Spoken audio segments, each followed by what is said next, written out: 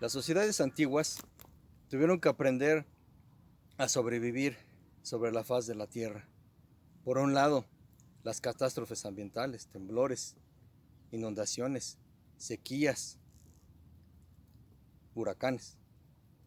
Por el otro lado, la alimentación, buscar alimento, crear su alimento, cazar su alimento, recolectar su alimento. La agricultura marcó un claro desarrollo en las sociedades. Se elevaron incluso a rango celestial las advocaciones dedicadas al cultivo del maíz. Sí. El maíz, el alimento de los mexicanos, el alimento en el cual la madre naturaleza se lo daba generosamente a esas sociedades prehispánicas que lo desarrollaron, lo adoraron. El maíz del cual estaban hechas las mujeres y los hombres de la antigüedad, según las creencias y los mitos mayas. En este capítulo de Vanguardia Arte Mexicano vamos a hablar de las representaciones artísticas de los cataclismos, de las inclemencias, de las catástrofes naturales y por el otro lado de la deidad del maíz. Ese ser mágico, ese ser generoso, ese ser que no había que hacer enojar para que brotaran sus grandes mazorcas y pudiera alimentar a todo un pueblo. Esto es Vanguardia Arte Mexicano. Bienvenidos.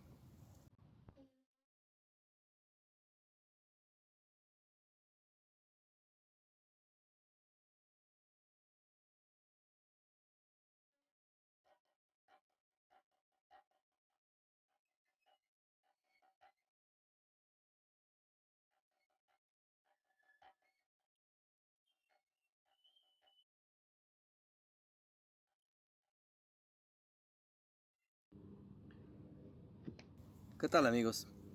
Bienvenidos a otro capítulo de Vanguardia Arte Mexicano.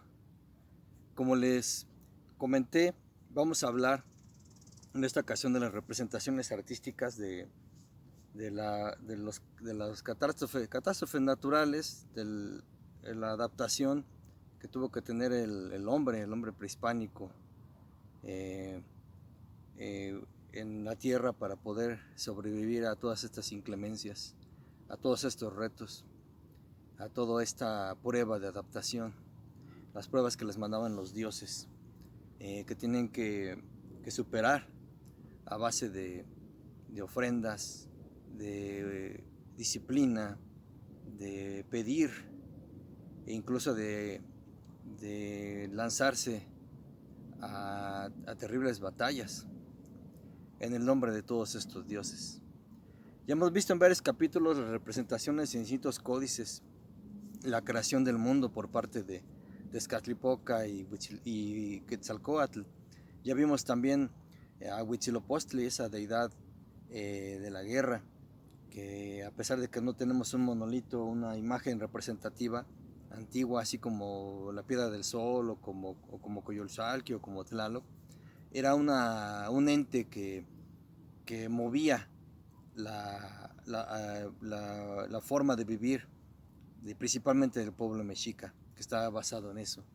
Vimos lo del Teocalli, con un templo arriba dedicado a Tlaloc y con otro templo dedicado a Huitzilopochtli, la deidad de la guerra. Dentro de todo esto, dentro de toda la cosmovisión del México prehispánico, eh, se enfatizó, obviamente, porque era la actividad diaria, el observar, el ver las inclemencias, cómo afectaban, las inclemencias ambientales, cómo les afectaban, considerado a veces que eran castigos. Una sequía era un castigo, ellos lo consideraban como un castigo, a lo mismo una severa inundación. Obviamente en las regiones variaba un poco esta situación. En el caso de las narrativas en los códices mixtecos, en los códices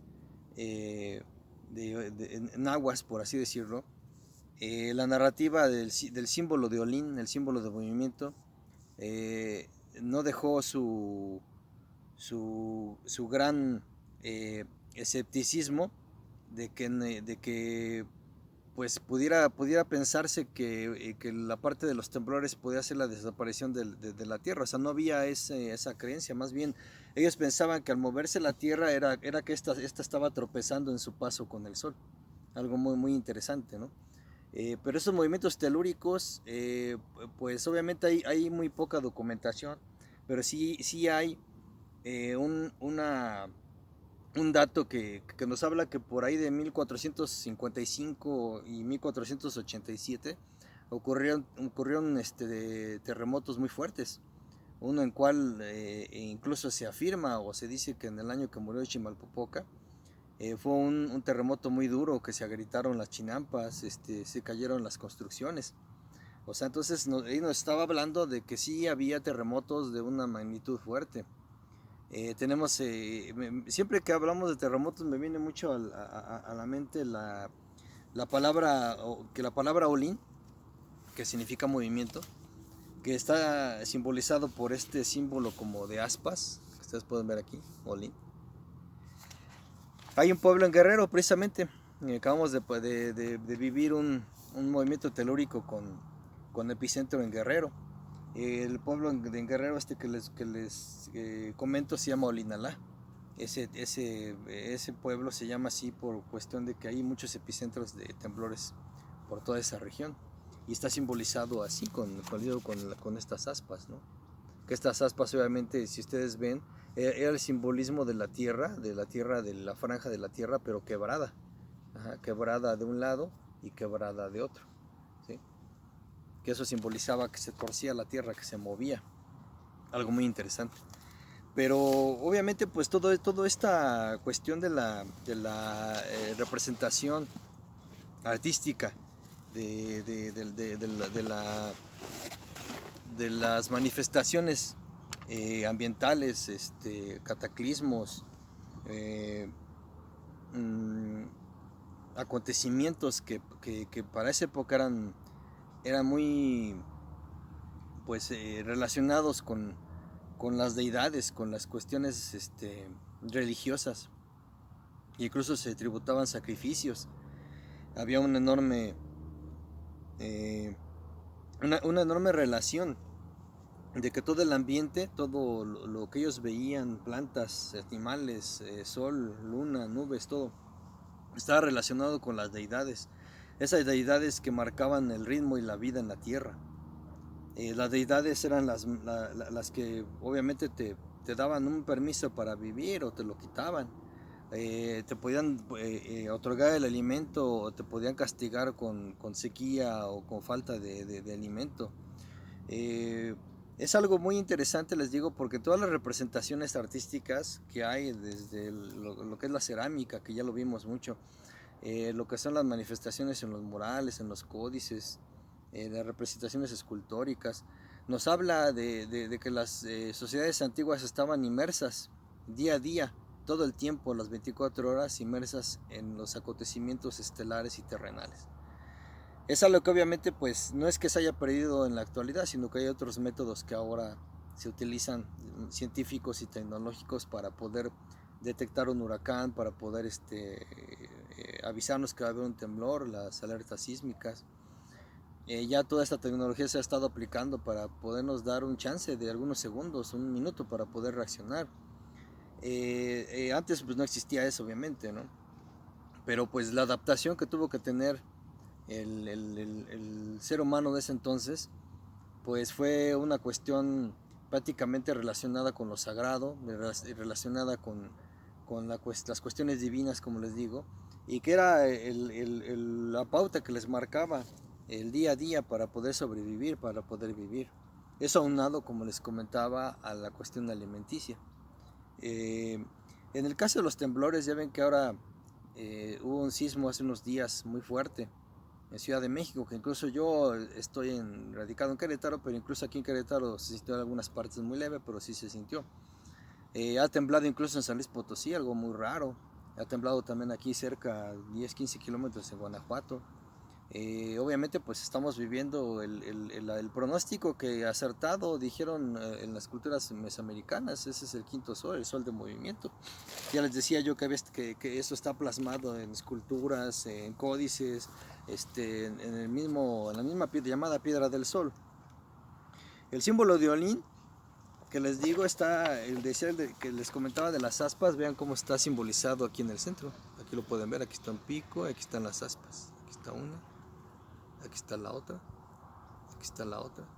Y en cada una de estas aspas están los mundos que se destruyeron antiguamente. ¿Se acuerdan que les decía que en uno llovió fuego y relacionado con las erupciones volcánicas, que en otro todo se inundó y los humanos se convirtieron en peces, relacionado a que ese sol se destruyó por severas inundaciones? Está el otro sol que obviamente se destruyó por el viento, porque vinieron ráfagas de viento increíbles que destruyó todo, que incluso los humanos se convirtieron en monos y se fueron a refugiar a los cerros. O sea, una cuestión que nos habla incluso de la evolución de la Tierra, de la evolución la evolución de la vida en esta Tierra.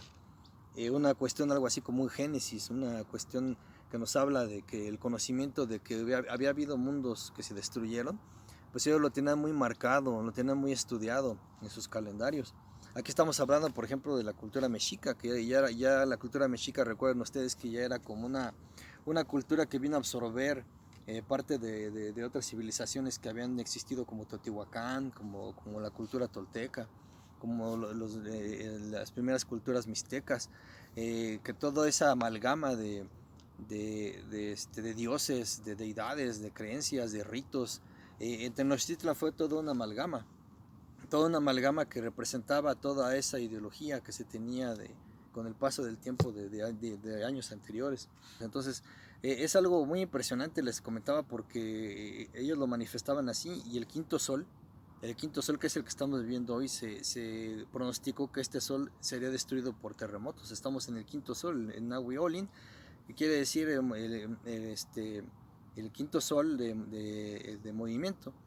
Y el movimiento, pues obviamente no podemos negar que en este aspecto de predicción no estuvieron muy errados, ¿no? Los antiguos pobladores de México, ¿no? Esa sabiduría que tienen ellos, ese conteo calendárico que tienen de esa manera, las matemáticas que ya habían desarrollado ellos.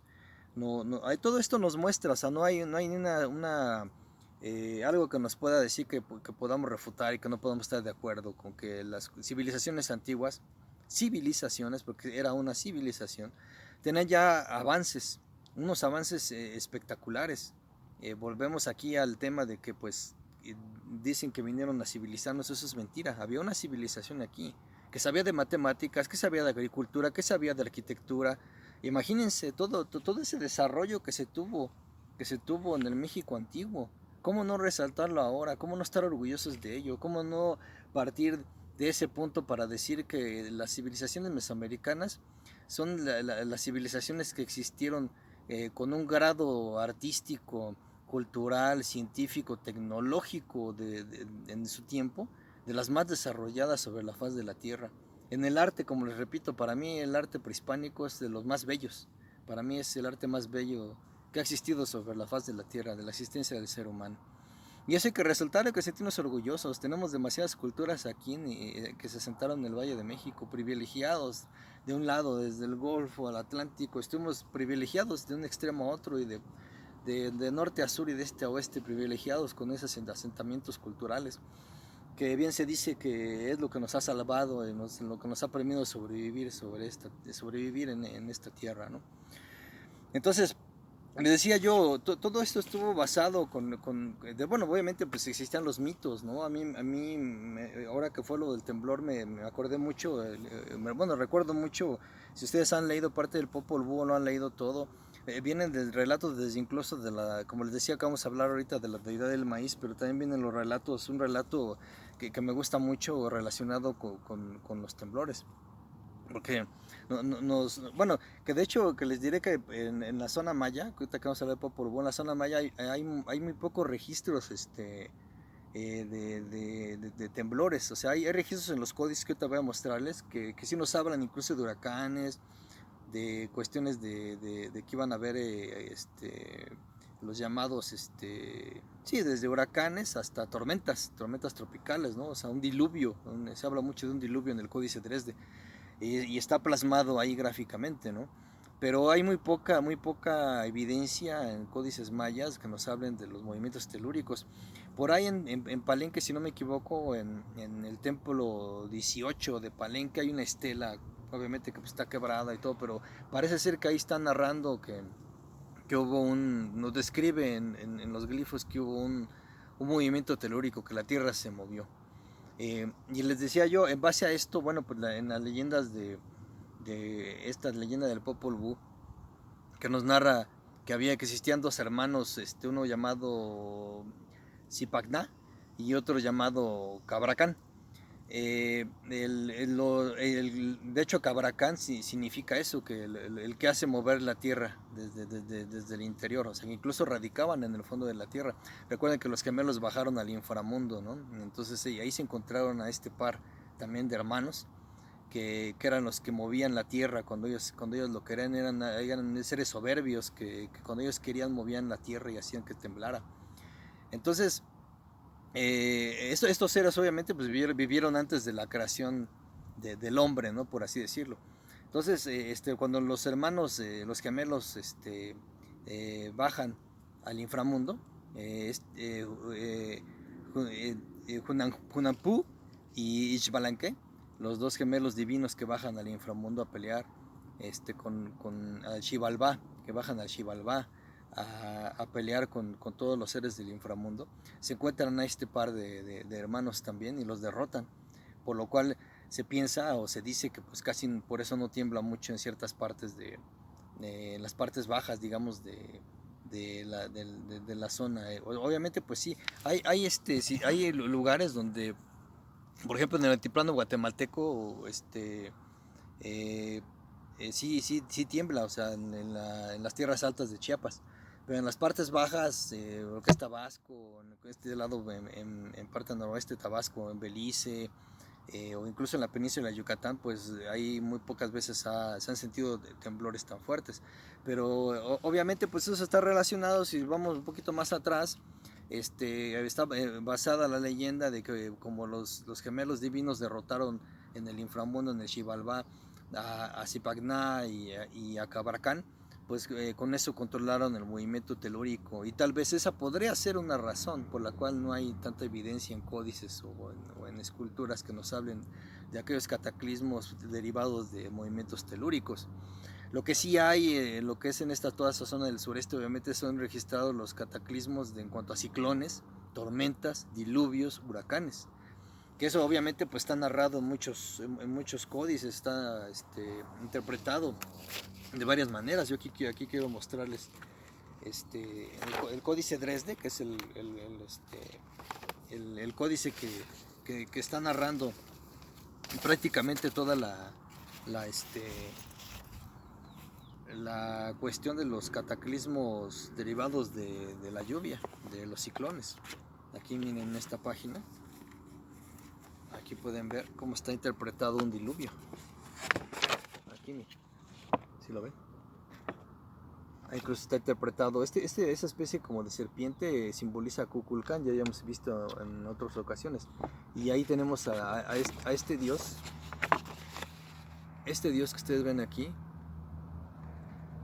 se le llama el dios viejo negro, el relacionado con los cataclismos.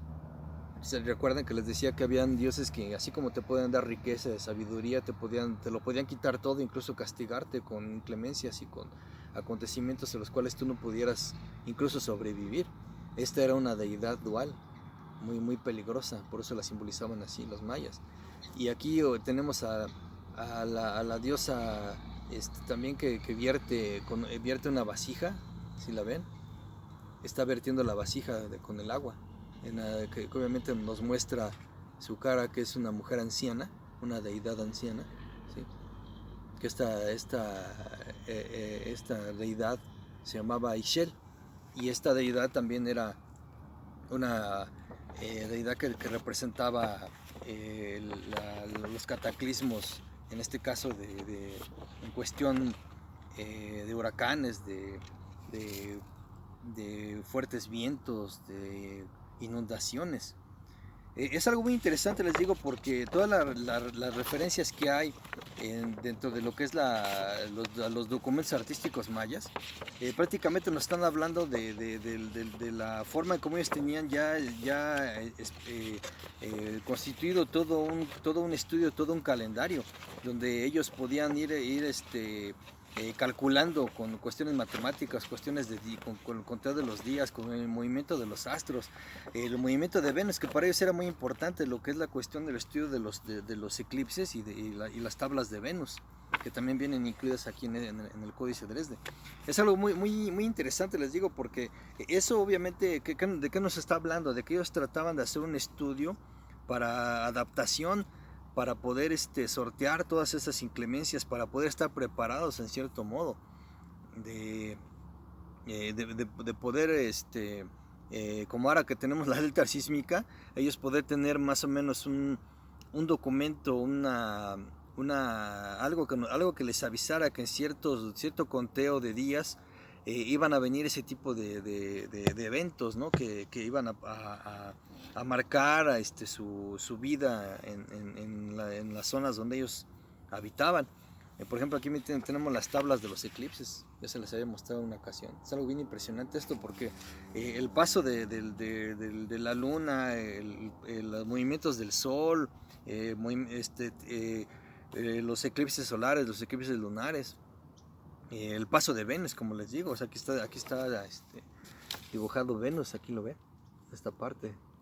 Es algo bien impresionante porque todo esto que ellos tenían en estudio ya en los almanaques adivinatorios, calendáricos, ellos lo que ellos utilizaban para poder ver los tiempos, anticiparse un poco a estas inclemencias. Esto obviamente simboliza una adaptación. Todo esto es una adaptación del ser humano, de ese entonces, del maya, de la cultura maya, una adaptación al lugar a donde vivían, el estudiar su entorno terrenal y su entorno cósmico, donde ellos podían augurar, adivinar, predecir, y poder tener ciertas precauciones o poder tener sus ceremonias dedicadas a ciertas deidades, a cierto punto preparadas para que no fueran tan castigados en ese tipo de eventos, ¿no? Algo bien interesante, les digo, porque obviamente pues los estudios que se han hecho de la interpretación de los documentos mayas nos hablan mucho de que ellos emplearon las matemáticas, tenían los calendarios, porque tenían dos calendarios muy perfectos, muy estudiados, o sea, muy preparados. Teníamos el Tolkien, que era el Solkin, que era este calendario que ustedes ven aquí, que les voy a mostrar, que después vamos a ver ya más con calma. Pero vean que era aquí cómo se simboliza con fuego en engrane, ¿no? Cómo van pasando, en este caso, los números, ¿sí? Y acá vienen pasando los días. Es algo bien interesante, les digo, porque pues sí tenemos que adentrarnos un poquito más en todos estos estudios, porque como les decía yo, todo va relacionado, todo va en conjunto. Entonces, obviamente, pues la cuestión que ellos manejaban matemática, pues es resultado de la observación de los astros, de la observación del sol, los ciclos del sol, los equinoccios. Es algo bien interesante, les digo, porque pues no, nos habla de esa sabiduría que ya se tenía, de esa civilización, de esa preparación, de la cuestión numérica, les decía yo, ¿no? Los valores numéricos que se tenían. Recuerden que también ese simbolismo está en un códice mixteco, o sea, vean esa relación entre sí, de cultura a cultura. Los 9 señores de la noche, o sea, vean también aquí, ¿se acuerdan que hablamos de los 9 señores de la noche? En aquel códice mixteco, pues también está relacionado, también hay estudios en los cuales, pues obviamente la cosmogonía maya está muy relacionada con cosmogonías ya de culturas nahuas y del centro de México, ¿no? Obviamente pues los mayas tuvieron una adaptación excepcional, o sea, un desarrollo astronómico impresionante. O sea, ellos para mí son los guardianes del universo por excelencia, ¿no? Tuvieron una disciplina para observar las estrellas, para observar sus ciclos, para poder ver el desarrollo de todo el paso del ciclo lunar, de los eclipses solares, que pues eso les hizo crear calendarios muy exactos, calendarios muy exactos que les permitieron a ellos anteponerse y sobre todo poder augurar esos momentos que podrían significar un acontecimiento de peligro, como les digo, en este caso los huracanes, por así decirlo, ¿no? Y recuerden que les decía que estaba yo incluso haciendo esta réplica, que ahí más o menos es lo que llevo ahorita, pero que aquí nos está hablando, aquí está la serpiente que simboliza Kukulcán, aquí está la deidad de la muerte, como les decía, con un conteo calendárico, y aquí nos está hablando y aquí obviamente vean la olla con el agua a caer, ¿no? Que la trae Kukulcán, que nos habla del viento y del agua, de Chak y de Kukulcán. Esto nos está avisando que pues se acercaba un fuerte diluvio, en este caso con viento que simboliza la serpiente, que incluso va a arrastrar animales y todo ello. Nos está simbolizando que viene no solo un diluvio, sino viene un huracán. Entonces digo, todos estos documentos son muy interesantes porque nos hablan de ese desarrollo que se tenía ya de esa conciencia que se tenía de tener que adaptarse a la cuestión del clima y sobre todo a anticiparse un poco, ¿no? A prepararse, por así decirlo, para enfrentar ese reto que muchas veces era mandado por la ira de los dioses. Por el otro lado, les decía yo, eso era solo en la cuestión de los cataclismos, que obviamente, pues les decía yo, en la cultura maya como estuvo simbolizado en el Códice Dresde, el Códice Madrid que les mostré ahorita, que nos avisa que iba a haber un huracán, el diluvio representado en el Códice Dresde. Aquí en el Códice Borgia, ¿se acuerdan que estaba yo pintando la vez pasada un códice? Aquí está esta trecena que nos está indicando, aparece Charlotte, pero aquí nos está indicando que el mundo será destruido por terremotos, ¿sí? La serpiente que está incluso quebrada simboliza el desquebrajamiento de la tierra, y aquí estas barritas están 1, 2, 3, 4 y el quinto sol que será destruido por terremotos, y creo que no está muy errado este códice, ¿no? Entonces les digo, o sea, son cuestiones que pues se tuvieron que ir documentando, porque esa es la forma en la cual ellos aparte de interpretar artísticamente, era sus documentos que ellos tenían de almanaques para poder sortear todo este tipo de cataclismos, ¿no? Que, como les dije yo, pues eran muy marcados, eran muy significativos para la vida de las culturas, en las culturas prehispánicas. Entonces les decía yo que por un lado estaba la cuestión de la sobrevivencia en cuestión ambiental, los ciclos naturales de la tierra, por así decirlo, sin caer en polémica. Podemos hablar que ahorita se escucha mucho el cambio climático, pero es que siempre la Tierra ha estado expuesta a cambios climáticos. Siempre, siempre. O sea, aquí tenemos la evidencia de que siempre ha habido huracanes, de que siempre ha habido cataclismos, ha habido erupciones volcánicas, siempre ha habido temblores. Y obviamente, pues en esta época no es la excepción. A veces dicen, es que no llovió tanto el año pasado y ahora no sé qué está pasando. La gente que es muy religiosa piensa, no, pues son castigos de Dios, o sea, es que esto que está pasando es lo mismo que se vivió antes. Los humanos estamos en el mismo punto, tenemos que aprender a sobrevivir, tenemos que aprender a sortear todo esto. Obviamente, pues con los asentamientos poblacionales que no son equiparables a los que había en el México prehispánico, pues obviamente entre mayor población y más construcción y más invasión de lugares, obviamente va a haber más accidentes, va a haber más damnificados, va a haber más inundaciones. Eso es una lógica.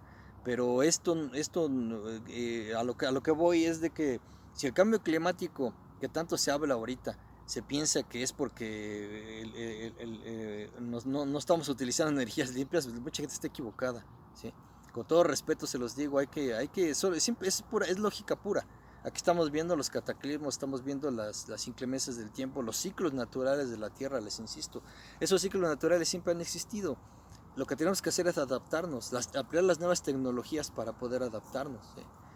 Sabemos muy bien que pues, los países más industrializados como China, Estados Unidos, Inglaterra, países grandes, países que han hecho de la industria su desarrollo, a veces son los países que más contaminan. No países que no... México, en qué podría contaminar si México es un productor de alimentos? Tenemos mares de los dos lados donde estamos pescando, donde estamos teniendo productos desde agropecuarios y agrícolas. Entonces hay que pensar un poquito que obviamente sí, yo no estoy en desacuerdo, y obviamente pues que si algún día todos tenemos un auto eléctrico, qué maravilla, y que de veras tengamos dónde conectar ese auto eléctrico, qué maravilla, y si que esa energía venga de energía limpia, más maravilloso aún. Pero hay que tener en cuenta que para eso va a pasar mucho tiempo todavía. Les digo, sin caer en polémica, hay que entender que son los ciclos naturales que está pasando, ciclos naturales de la Tierra.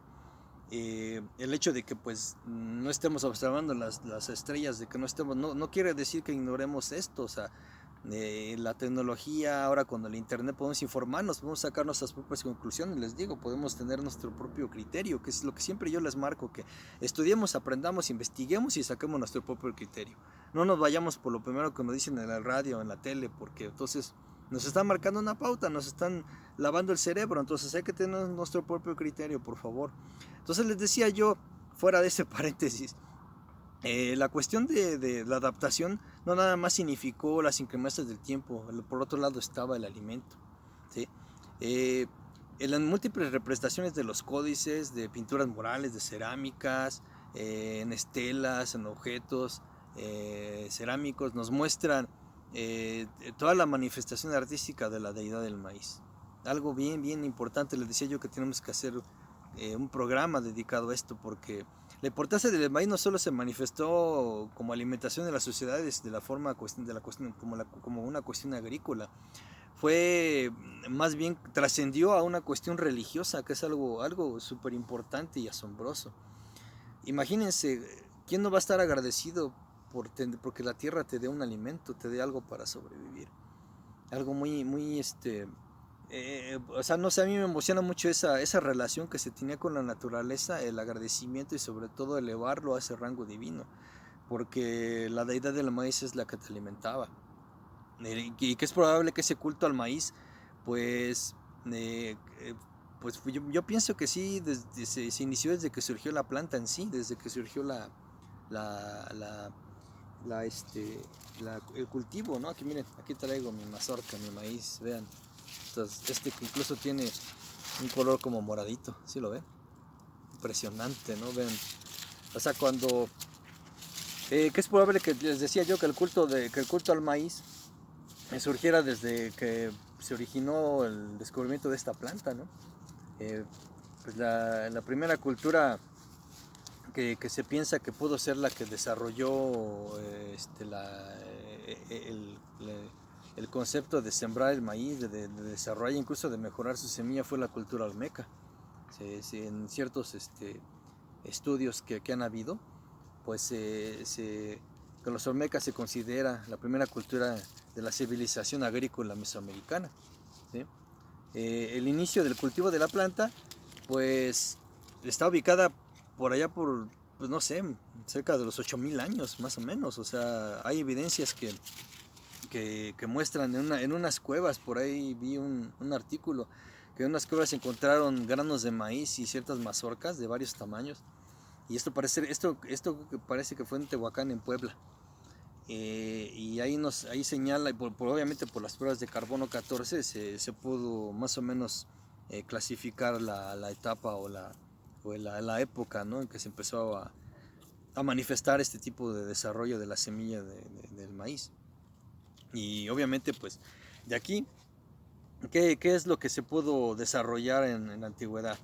Pues se desarrolló el nixtamal, el nextli, ¿sí? El nextli, que eran las cenizas de la cal producidas por el maíz, la masa de maíz cocido, ya cocido ese molido, obviamente pues era el nixtamal. El tlaxcali también es otro derivado, otra forma como se pudo derivar el desarrollo de este grano, que significaba la tortilla, lo que tanto comemos ahora, la tortilla de maíz. ¿Sí? Y el momochtli, que momochtli era un grano ya cocido que explotaba con el calor de las brasas en el cine, ¿no? Entonces, es algo muy curioso, les digo, porque pues el momochtli era el grano de maíz cocido que se ponía encima de brasas calientes de leña, y estos empezaron a brincar y explotar, y se conocía como lo que es como ahora el maíz palomero, ¿no? Ese era otro tipo de semilla, que si la ven es una semilla mucho más pequeña. Es algo bien interesante, les digo, porque a partir del cultivo del maíz, pues se convirtió en una actividad principal alimentaria, sí, de los recolectores, aparte de los cazadores, pues los recolectores empezaron a tener esa actividad, los que sembraban. Entonces ya las civilizaciones dejaron de ser nómadas y se convirtieron en sociedades ya agrícolas, ya establecidas en un lugar donde ellos tenían ya esta actividad de sembrarlo, ¿no? Y lo cual modificó las costumbres, se diversificaron todas las actividades. Dejaron de ser de sociedades, si ustedes quieren, como que individualistas, y se convirtieron en sociedades ya más jerárquicas. Ya empezó a haber rangos, empezó a haber una cuestión de actividades que se repartían entre toda la gente, ¿no? Entonces imagínense cómo se desarrolló todo en base a un alimento, todo en base a un producto de la tierra, ¿sí? El proceso de domesticación que duró miles de años, que obviamente pues que este maíz se origina en Mesoamérica.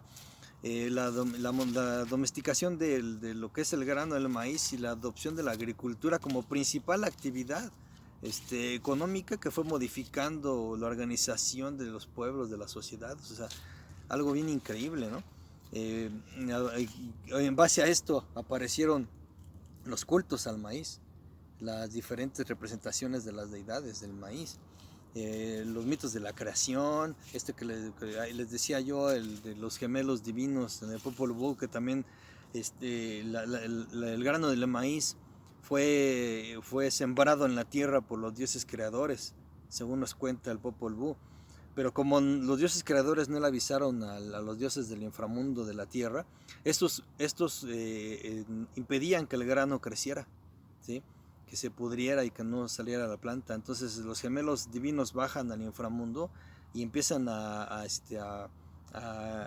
hacer gestiones bélicas dentro de la tierra para que el maíz pueda germinar. Son historias fantásticas. Incluso después se simboliza cómo nace la deidad del maíz de la tierra, y sale de un caparazón de tortuga que simboliza a la tierra. Allá a un lado están los gemelos rindiéndole culto, porque por fin la deidad del maíz salía a florecer, a germinar, y a empezar a dar de alimento. Y sobre todo, una vez que nace la deidad del maíz en el mundo maya, de la masa de maíz se crea el hombre y se crea la mujer. Es algo, una historia maravillosa, que les invito a que la lean. Es algo impresionante el Popol Vuh, que nos habla de toda esta manifestación artística y mitológica de una leyenda fascinante, ¿no? Imagínense cómo la adaptación del maíz y contribuyó al desarrollo, les decía yo, de las grandes civilizaciones de esta planta, ¿no? Y surgieron pues culturas complejas, que la adoraron, como lo que les digo, la cultura maya o los mexicas, ¿sí? Es algo bien, bien impresionante, les digo, porque las manifestaciones artísticas no se dejaron de interpretar en códices. Miren, aquí tengo cómo se simbolizaba al dios del maíz, simbolizado dentro de la planta. Algo bien impresionante, interesante. Aquí los sembradores del maíz, vean, está sembrando el maíz. O sea, algo muy muy significativo. Miren, esta escultura es zapoteca.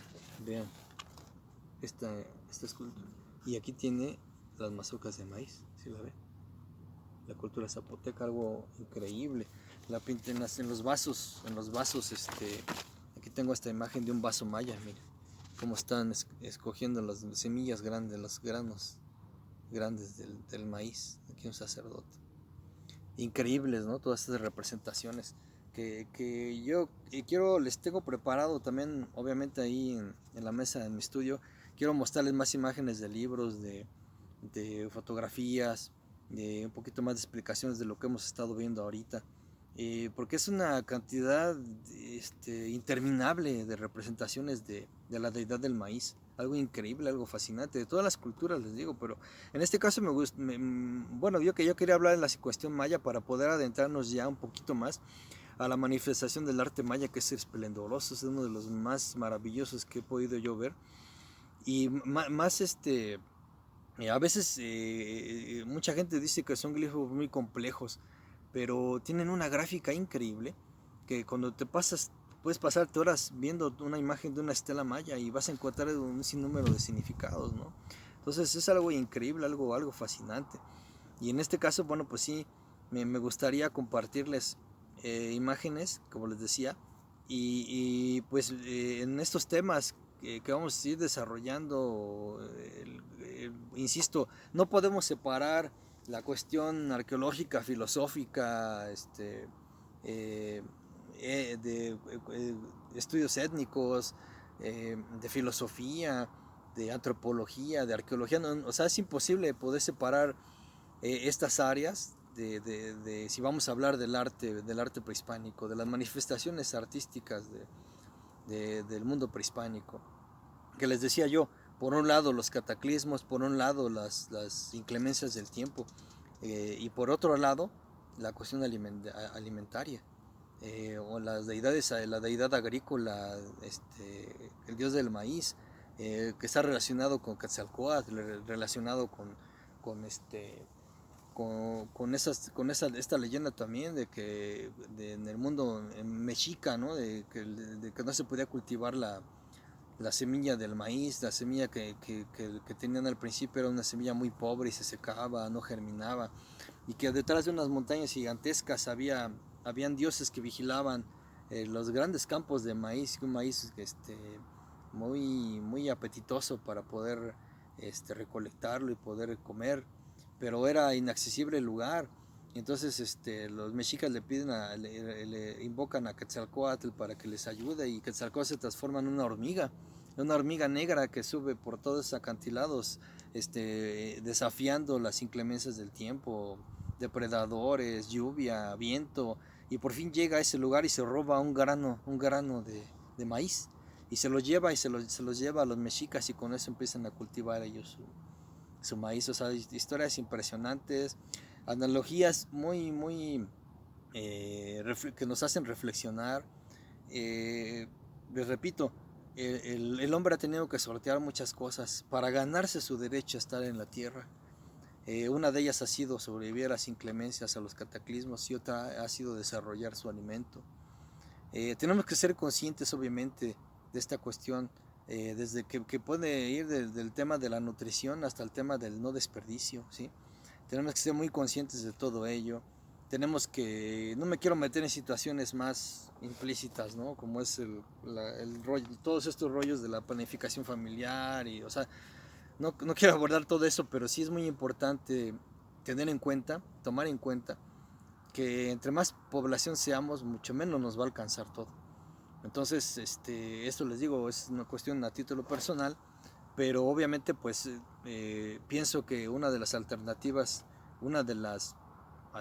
que tenemos reales para seguir subsistiendo en esta tierra es que la densidad de población no se dispare, porque desde un cataclismo ustedes pueden ver lo que ocasiona, cuántos miles de personas ahorita, que nos solidarizamos mucho con ellos en Tula, en esa región fantástica donde están los gigantes de Tula, el sitio del desarrollo de Seacatl, Topiltzin, Quetzalcóatl, en ese pueblo está inundado, ese pueblo donde el agua arrasó con muchas cosas, con propiedades, gente que perdió su patrimonio. Hubo muertos, desgraciadamente, les mandamos desde aquí nuestras condolencias. Es algo que les digo que tenemos que estar preparados, es algo por lo cual hay veces en lo cual incluso por muy preparado que esté uno, la fuerza de la naturaleza nos va a rebasar siempre nos va a rebasar un temblor, un huracán, un diluvio, lo que ustedes me digan, siempre va a ser mayor a lo que pueda hacer el humano para resistir. Lo que tenemos que hacer es adaptarnos, ¿sí? Insisto, hay que reflexionar las cosas desde un ámbito, primero con la cabeza fría, ¿sí? Hay que entender que el hombre con el paso del tiempo ha tenido que sortear muchas cosas. Este programa también quiero que sirva un poquito para ello, para reflexionar, para entender que si nos hemos ganado ese lugar en la tierra, venciendo enfermedades, venciendo inclemencias del tiempo, venciendo hambrunas, sequías, y aún así estamos parados sobre esta tierra, tenemos que aprender a valorar todo ello, tenemos que aprender a incluso a desarrollar nosotros mismos nuestros buenos hábitos, ¿sí? Desde hábito social hasta hábito cultural y hábito alimenticio, porque eso lo único que nos va a traer va a ser una sociedad más preparada, una sociedad mejor organizada. Nos estamos saliendo un poquito del tema del arte, pero es que les digo, va relacionado con todo. Ahora estamos incluso metiéndonos en campos de sociología, pero es que es indispensable. Los tiempos van cambiando. Las manifestaciones artísticas que nosotros podemos ver, que nos dejaron plasmadas aquí, nuestras culturas, de esto debemos de aprender. Tenemos que aprender que hay cosas tan insignificantes, les digo, como una hormiga que ayudó a traer el grano de maíz, aunque sea un mito, nos está hablando de un ser pequeño, de una significante hormiga que para el mito prehispánico no fue insignificante. ¿Sí? Vean, si están viendo la analogía, la comparativa, lo que ello significa. ¿Sí? Esos son los pequeños detalles que no tenemos que perder, o sea, tenemos que reflexionar en eso. ¿Sí? Obviamente les digo, no hace falta que ustedes sean artistas para que puedan observar las plantas, que puedan observar los grillos, las mariposas, las nubes, el sol, o sea, no, o sea, tómense un tiempo, véanlo, analícenlo, disfruten lo que tienen en su casa, sus mascotas, disfruten mucho a su familia, disfruten mucho su alimento, se lo han ganado, han trabajado por ello. Hay que disfrutar todo, pero hay que tener esa conciencia también de que estamos en la tierra por algo, tenemos un desarrollo ya agrícola, tenemos ya una organización social, pues tenemos que perfeccionar ciertas cosas, es cierto, sí es cierto. Estamos ahorita precisamente en una etapa de transformación, claro que sí, tenemos que acabar con ciertos hábitos, malos hábitos, que nos han llevado a tener una vida a veces en desorden. Eso no es por criticar a una sociedad en especial o a un sector en especial para nada. Todos en algún momento hemos caído en esas malas prácticas, en el sentido de que muchas veces pues el individualismo, a veces la cuestión racista, la cuestión clasista nos ha llevado a tener problemas que en realidad deberían de ser superados simple y sencillamente por ser un ser humano, sin importar la raza, el color de piel, ni nada de ello. Todos somos habitantes de esta tierra, ¿sí?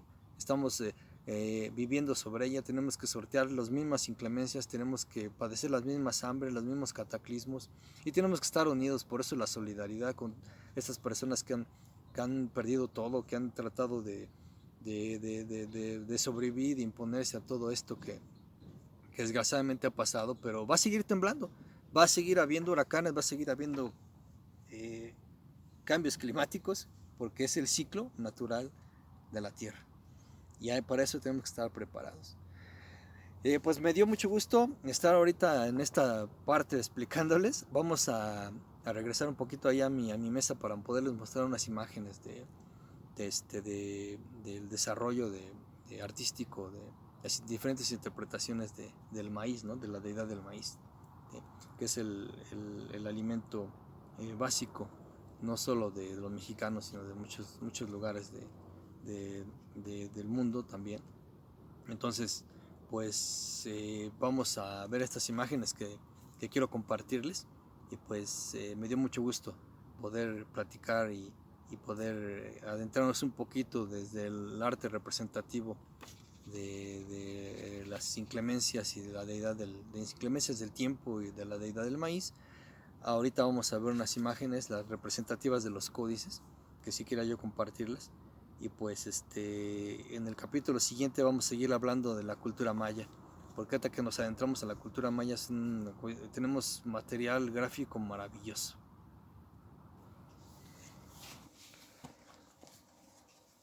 Bueno, aquí empezamos a ver las imágenes. Esta es una imagen de Códice Laúd que me gustaría mucho compartirla, porque es una imagen de gran belleza. Aquí ustedes pueden ver a Tlaloc, la deidad de la lluvia, de las nubes, del cielo, el néctar de la tierra, ¿sí? No bien ataviado con todo, con una serie de simbolismos, ¿no?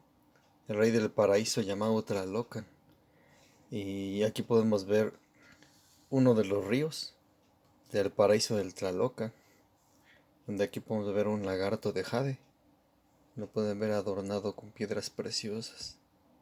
Y aquí representa todo lo que es la tierra. Pero vemos aquí una serpiente que sí, que emerge de también como esta en un caracol. Y obviamente pues son animales que pertenecen al Tlalocan. Y aquí podemos ver una planta de maíz. Aquí la puede ver que está creciendo. Y significa todo lo que es la fertilidad de la tierra.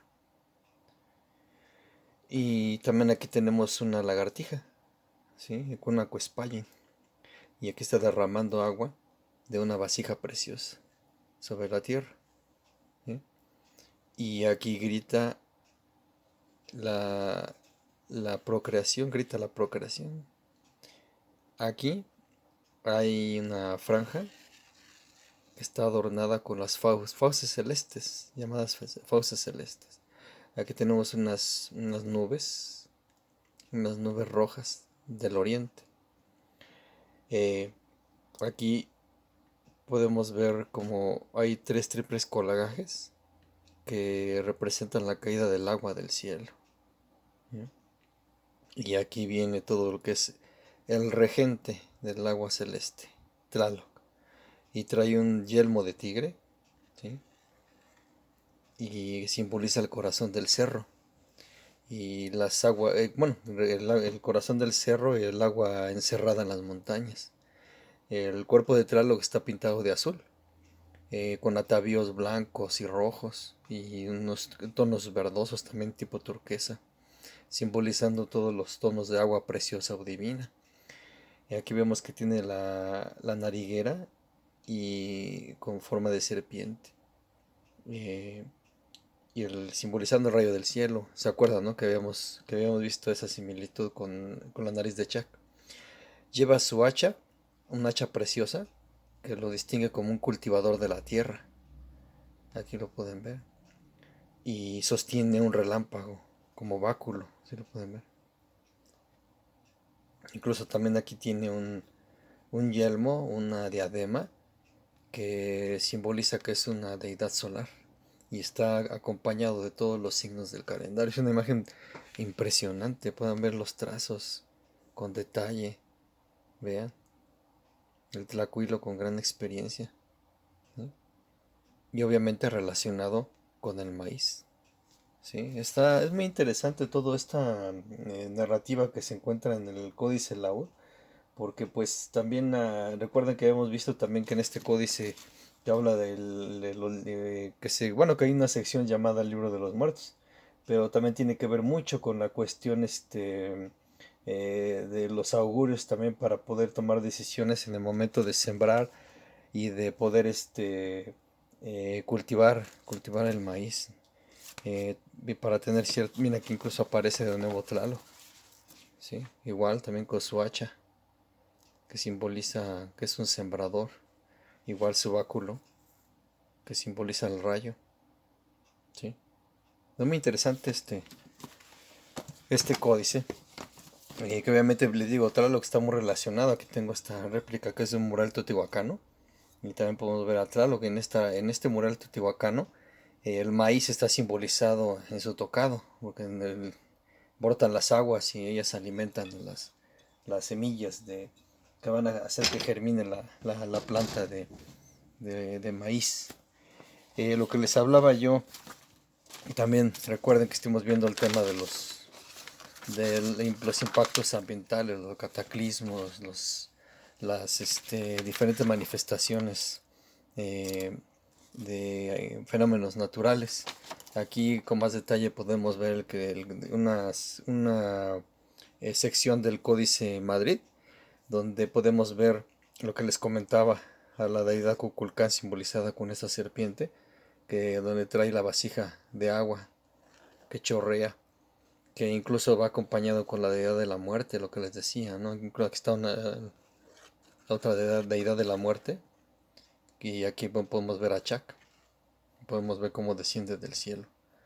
Pero Chak desciende del cielo armado, si lo pueden ver, que eso simboliza una caída violenta, ¿sí?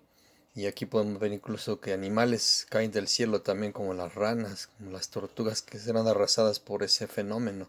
Un fenómeno que no solo viene acompañado de la lluvia, en las lluvias torrenciales, sino viene acompañado del viento, Kukulcán, ¿sí? Y eso que nos simboliza lo que les comentaba, este probablemente, y casi casi estoy seguro, por los estudios y las narrativas que tiene este códice, que aquí lo que nos está narrando es la llegada de un huracán. Están prediciendo los huracanes, ¿sí? Algo impresionante, lo que les decía, todos estos estudios matemáticos derivados de la observación de los astros, ¿sí? De observar el cielo. Algo muy muy interesante, pues puede ver en detalle que aunque los códices mayas tienen un arte un poquito más, más libre, más burdo por así decirlo, pero es algo que una característica de lo que tienes, que están súper detallados. ¿Ya? Cuentas de los días, aquí incluso las ceremonias dedicadas a ese tipo de acontecimientos, ¿no? Algo muy muy muy interesante. Y también les decía yo el códice del códice Dresde. Aquí vamos a ver con un poquito más detalle, con un poco más de detalle, la sección que les decía yo del diluvio, ¿sí? Aquí podemos ver lo que decía, la deidad que les mencionaba, Chel, que la deidad anciana que está vertiendo la vasija, ¿sí? Con el agua. Y aquí podemos ver al dios, igual el dios negro viejo, la deidad que les decía que es una deidad dual, que así como te puede dar riqueza y te puede dar abundancia, te la puede quitar o te puede mandar fenómenos catastróficos para que tú los tengas que sortear.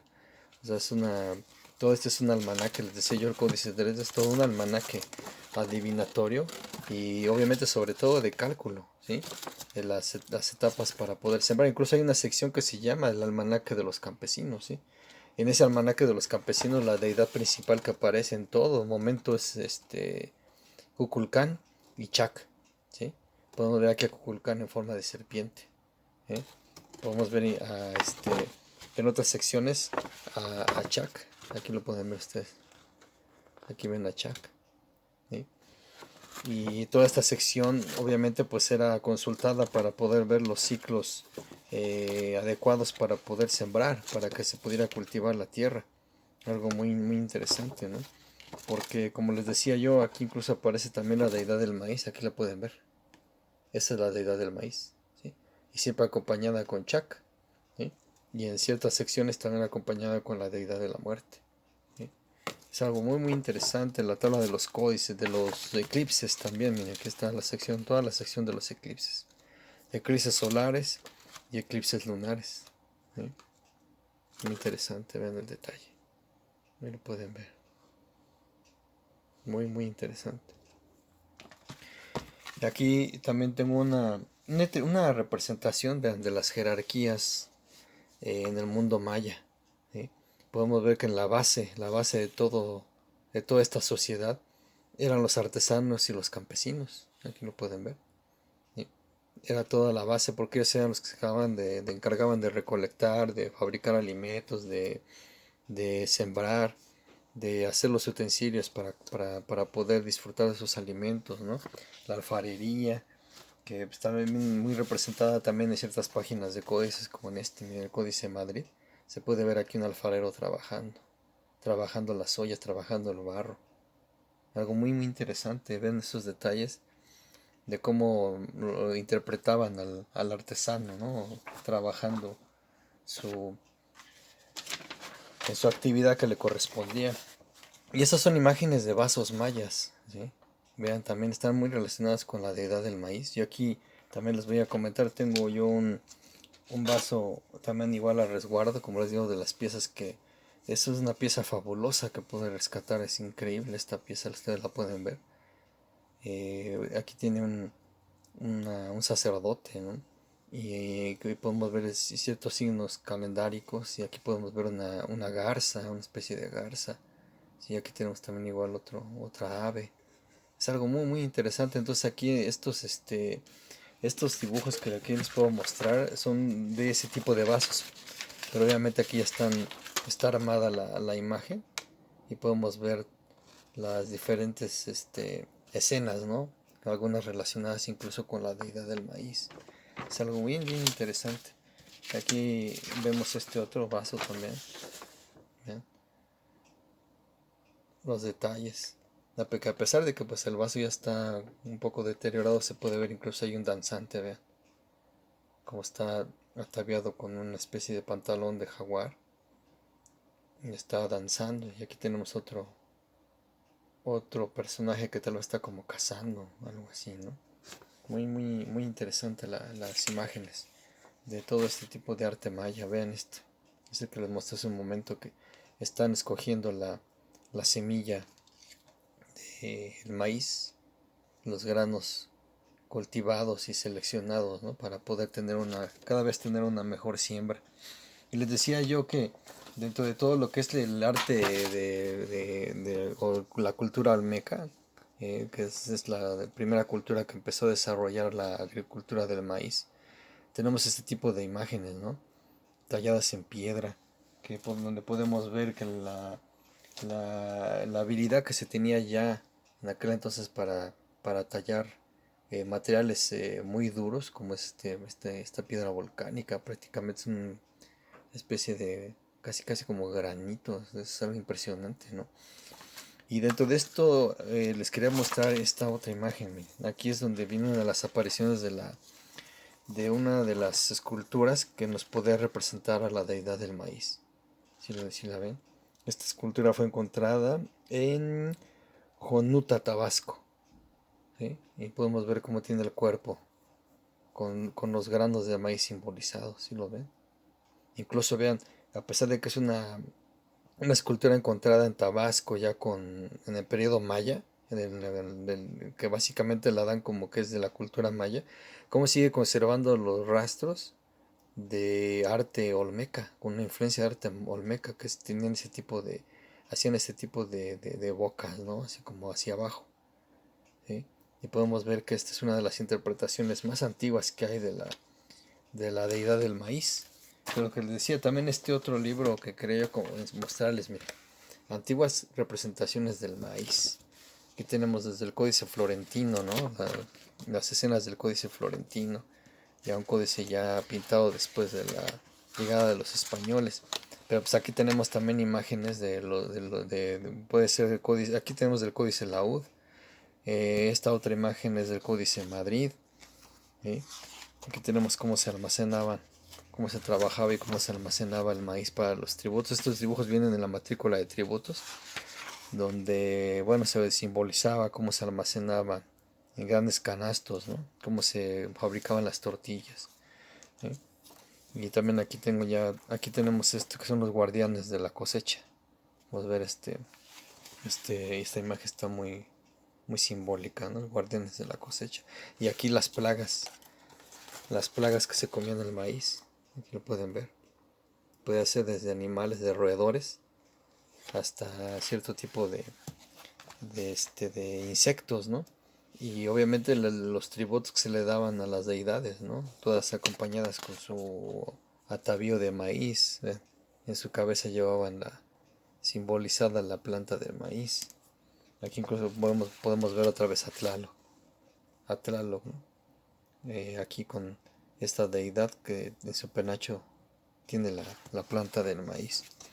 Bien interesante, les decía yo, vean todas estas representaciones, ¿sí? El alimento base, vean. Aquí incluso está Tlaloc nuevamente, representado como un agricultor. Aquí podemos ver las plantas del maíz, ¿sí?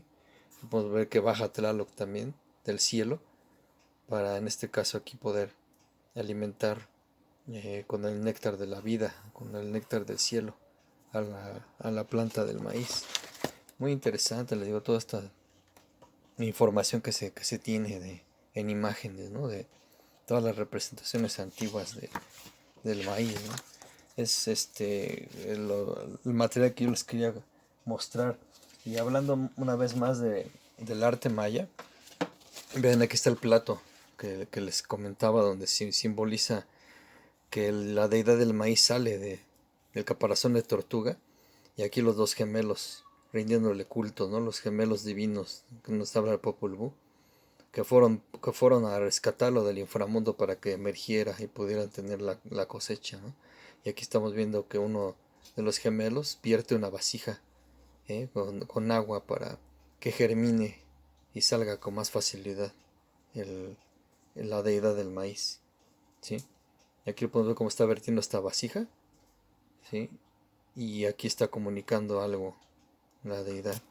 Incluso hay una serie de imágenes también muy interesantes dentro de todo lo que es la narrativa del dios del maíz. En esta imagen en especial, que también es de un vaso, de una decoración de un vaso maya, podemos ver aquí cómo emerge la deidad del maíz, emerge aquí parece ser unas fauces de una deidad de la tierra.